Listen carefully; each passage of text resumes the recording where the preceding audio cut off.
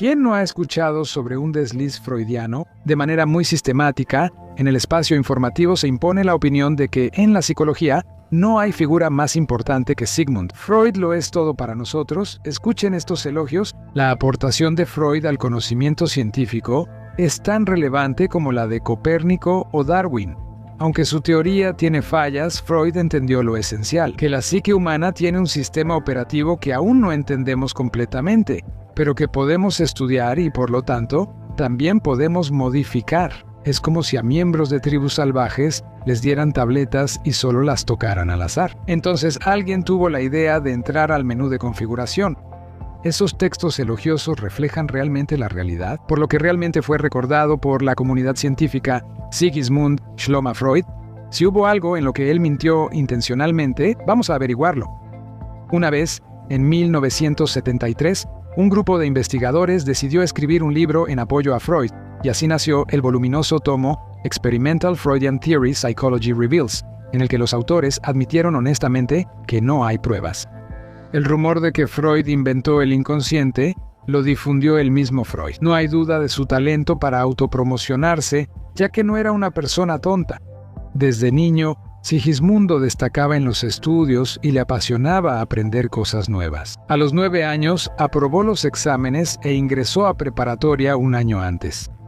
Ya de joven, Freud hablaba con fluidez francés, inglés, español e italiano, y también estudiaba griego y latín.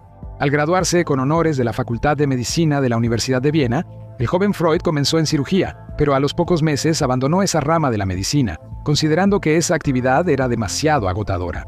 Trabajando durante un tiempo con el famoso psiquiatra Jean Charcot y luego con su amigo Joseph Breuer, quienes en su práctica médica utilizaban la hipnosis para eliminar los síntomas histéricos, Freud decidió dejar de usar la hipnosis en las sesiones y desarrolló el método de asociaciones libres, en el cual se le pedía al paciente que hablara libremente sobre todo lo que le viniera a la mente.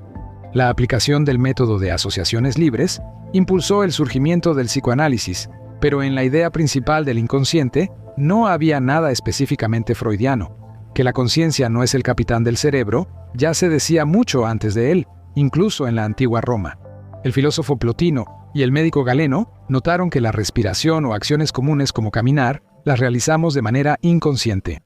Hipócrates, al observar la epilepsia y cómo el cuerpo pierde control, notó que existe un sistema de control no consciente. En el siglo XI, el científico árabe Al-Hazen se adelantó a su tiempo por unos buenos 9 siglos e inventó la palabra misma que luego tomaría Freud.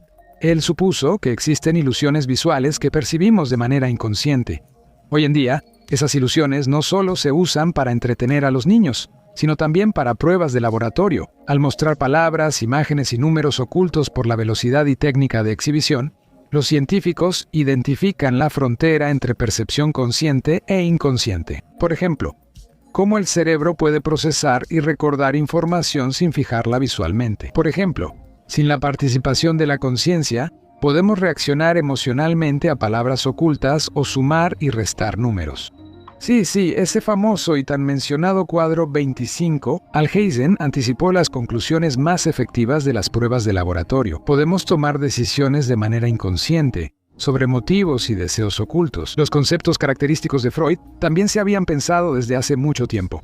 Agustín, Tomás de Aquino, Descartes, Spinoza, Leibniz escribieron sobre esto en diferentes formas. Millones de mecanismos ocultos controlan nuestras acciones y son indetectables. La reflexión común, como en el caso de la percepción, está influida por nuestras expectativas e ideas. El punto ciego y los capilares de la retina se ocultan, como si el cerebro usara Photoshop para completar la imagen, sin que lo notemos. Bueno, ya en el siglo XIX era imposible encontrar un psicólogo o psiquiatra que no reconociera la actividad inconsciente del cerebro no solo como algo que realmente existe, sino también como algo de suma importancia.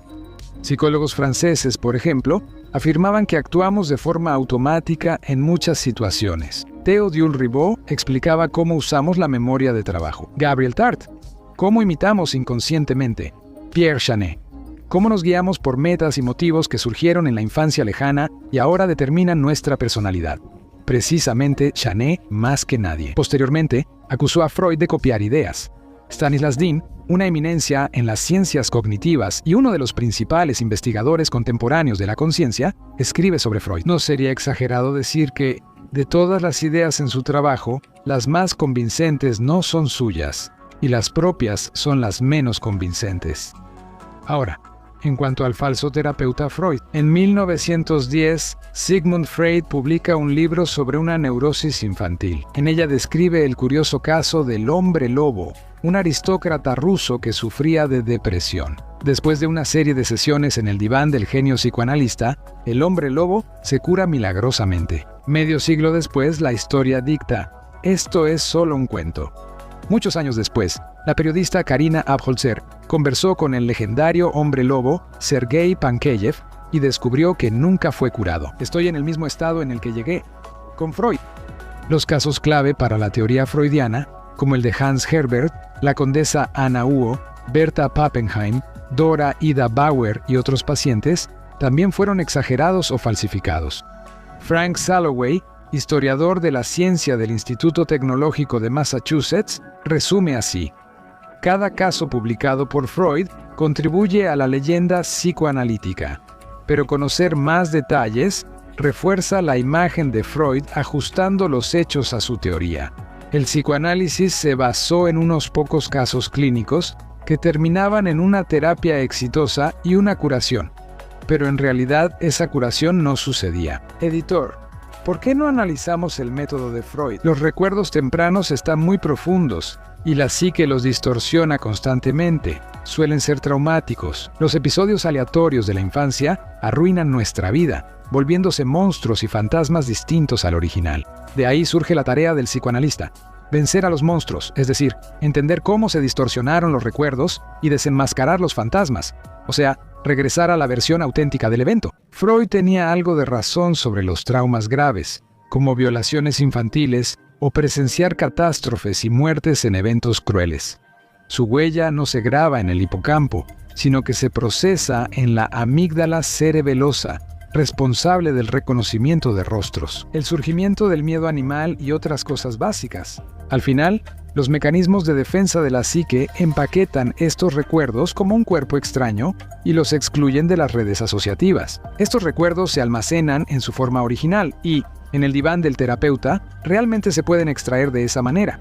Otra cosa es si eso es necesario. Es como cuando una bala entra al cuerpo, y contrario a los mitos de Hollywood y la creencia popular, no siempre se extrae. Porque a veces, el intento de los cirujanos de extraer la bala puede causar más daño que el que ya existe. Y entonces la bala permanece en el organismo, que la encapsula, es decir, cubre el cuerpo extraño con una capa protectora para que no tenga ningún efecto sobre el cuerpo.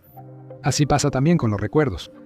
Científicos de Cambridge descubrieron que el proceso de supresión va mucho más allá del nivel consciente. Incluso en los sótanos del inconsciente, donde enviamos traumas, existen más niveles que influyen en nuestro comportamiento. Al estilo freudiano, los recuerdos ya no pueden hacerlo. Los mecanismos de defensa sí protegen. Nos sorprende que Freud fuera tan criticado por su enfoque cruel, pues trataba la memoria como un carnicero, sin considerar que su organización es compleja y los procesos de almacenamiento y acceso varían según el caso. Las investigaciones recientes muestran que la memoria no es lineal, sino un continuo donde pasado y presente se influyen mutuamente. Al recordar, reconstruimos la experiencia con emociones, prejuicios y conocimientos adquiridos después. Los recuerdos, en principio, están organizados como una construcción con bolsillos vacíos que se llenan con lo que preocupa a nuestro cerebro en el presente. Al recordar, reescribimos los datos neuronalmente, subtítulos por Dimator-Sok, en el momento de visualizar los acontecimientos del pasado. No se activa un almacén de memoria específico, ya que no existe, sino las zonas activas en ese momento.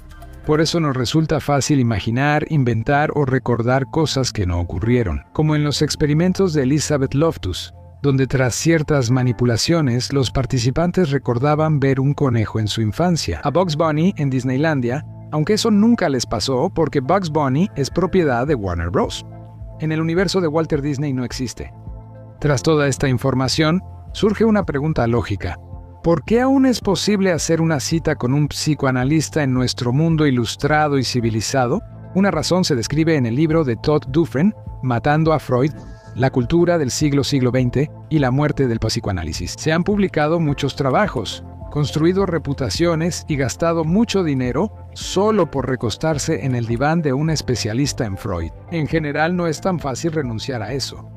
Pero hay otra razón por la que Freud sigue tan vigente. Simplemente, Freud no creó tanto una teoría psiquiátrica como una mitología alternativa basada en los patrones de un culto religioso. Y eso, como se sabe, es algo poderoso que actúa por encima de la lógica, la racionalidad y el sentido común. Aquí están presentes los 3 signos de una religión. Primero, una teoría dogmática revelada por el Mesías Freud desde las oscuras profundidades de la naturaleza humana.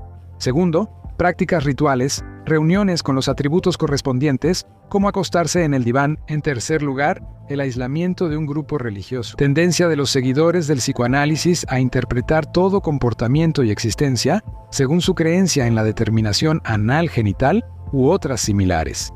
Por ejemplo, el libro La interpretación de los sueños, que Freud consideraba su obra más importante, fue prácticamente ignorado por la comunidad científica y fracasó comercialmente en las ediciones posteriores a la primera. Las teorías sobre los sueños fueron fuertemente criticadas por psicoanalistas de la nueva generación, pero pese a la reacción negativa, la interpretación de los sueños ayudó a Freud a reunir a personas afines interesadas en sus ideas. Quizá lo principal es que Freud era un genio, como Ostap Bender. Los hijos del teniente Schmidt, con diplomas de psicoanalistas, hoy son exitosos guías turísticos al país de los tontos para quienes buscan exotismo psiquiátrico. Será interesante ver en los comentarios qué piensan al respecto. Por hoy, eso es todo de nuestra parte. Gracias por vernos, nos vemos en los próximos episodios del canal.